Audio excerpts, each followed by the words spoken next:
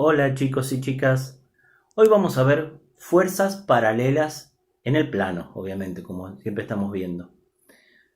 O sea, hasta ahora vimos fuerzas concurrentes. ¿Qué quiere decir concurrentes? Que las fuerzas concurrían, se cortaban todas en un punto. La resultante incluso también pasaba por ese punto, las proyecciones también pasaban por ese punto. Con un punto de aplicación nos bastaba como datos porque todas las fuerzas y la resultante y las proyecciones pasaban por ese punto. Ahora en las fuerzas paralelas no vamos a tener un punto físicamente y bien visto. Fíjense, o sea, pero tiene algo que ver las fuerzas paralelas con las fuerzas concurrentes. Fíjense, a pesar de que las fuerzas concurrentes se unían en un punto que nosotros podíamos ver y dibujar en la hoja, fíjense, alguna vez quizás escucharon esto y si no se los digo ahora. Dicen que una recta es una circunferencia con radio infinito. A ver, ¿qué me refiero a esto? Fíjense, ahí tengo una circunferencia con un radio chiquito. Acá tengo una circunferencia con un radio un poco más grande. Acá tengo una circunferencia con un radio más grande todavía. Fíjense, los radios se van agrandando, ¿ven? R1 es el menor de todos, es menor que R2, es menor que R3. Fíjense, hay una circunferencia, que es esta, que tiene un radio R4 muy grande. Acá está el centro, y ni entra en la hoja toda la circunferencia. Fíjense, a medida que el radio se agranda, la circunferencia se va haciendo más plana, ¿lo ven? Se va haciendo más recta. Y si ese radio es infinitamente grande, termina generando una recta. ¿Ven? Una recta, ahí está, es una circunferencia donde el radio es infinito. ¿Ven?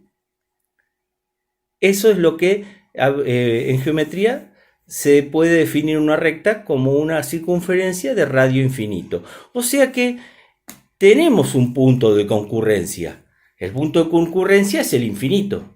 Es como decir las vías del tren, que son paralelas. ¿Tienen un punto de concurrencia? Y si ustedes se ponen a ver las vías del tren, van a ver que al final, en el horizonte, se terminan juntando. ¿Quién dijo que dos líneas rectas nunca se cortan? Sí que se cortan. Se cortan en el punto impropio.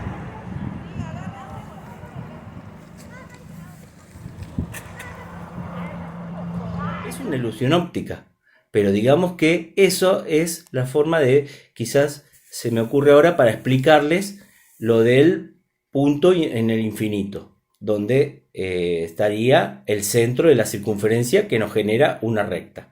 Así que, bueno, esa es más o menos la relación que tienen las fuerzas concurrentes con las paralelas. A pesar de que no sea un punto visible, tienen un punto de concurrencia que está en el infinito. Pero ¿qué pasa? No lo podemos dibujar. Así que nosotros vamos a tener que buscar ese punto en la hoja. Porque hay un punto físico que justamente no es el infinito. Y bueno, esa es la única complicación que vamos a tener en cuanto a comparado con los trabajos de fuerzas concurrentes. Pero la ventaja es que vamos a tener todas fuerzas paralelas, todas con el mismo ángulo, que antes teníamos que estar cambiando los ángulos. Fíjense. Entonces, fuerzas paralelas en el plano. Fíjense, ¿ven? Son todas fuerzas paralelas, o por lo menos las quise dibujar paralelas. ¿Ven? Fíjense, tengo una fuerza P1, tiene una intensidad, está dibujada en escala, 2 unidades, tiene un punto de aplicación que es el A1, tiene un ángulo alfa P1 que vale 60 grados.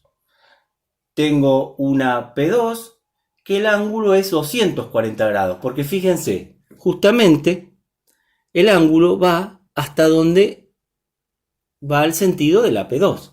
como P2 va hacia abajo, entonces el ángulo es 240 grados, que serían 60 más 180. Son paralelas, lo que pasa es que P1 va hacia arriba y P2 va hacia abajo. Después, o sea que si yo voy a trabajar con fuerzas paralelas, y una mide 60 grados el ángulo, las demás también van a medir 60 grados o 240, 180 más, ¿ven? P4 tiene otra intensidad, 60 grados porque va para arriba. P3 va para abajo, 240 grados, ¿se ve? Pero ¿qué pasa? Va a ser complicado trabajar con fuerzas todas inclinadas a 60 grados. Nosotros vamos a hacer un poco más piolas y fíjense, la terna de ejes no es algo que está a la vista en la vida real. Es algo que nosotros ponemos para poder ubicar los puntos y trabajar más cómodos. Entonces pongamos la terna de ejes donde a nosotros nos convenga. Fíjense, yo la terna de ejes me conviene dibujarla así.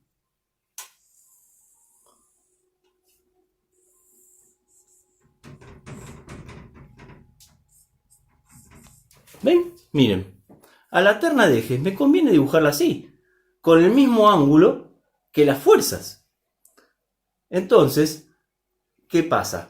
Al usar la terna roja, fíjense, ya los ángulos van a ser más sencillos. Van a ser o 90 o 100 o 270. ¿Se ve? Los ángulos van a ser, entonces, desde acá, 90 grados. ¿Lo ven? O esta, si salgo de una horizontal, 270 grados. Y va a ser mucho más sencillo trabajar con 90 y 270 que con todas las inclinadas.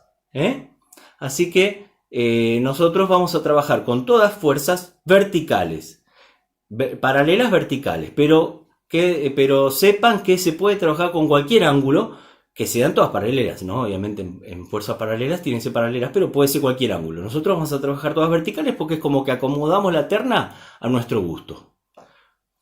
Un abrazo.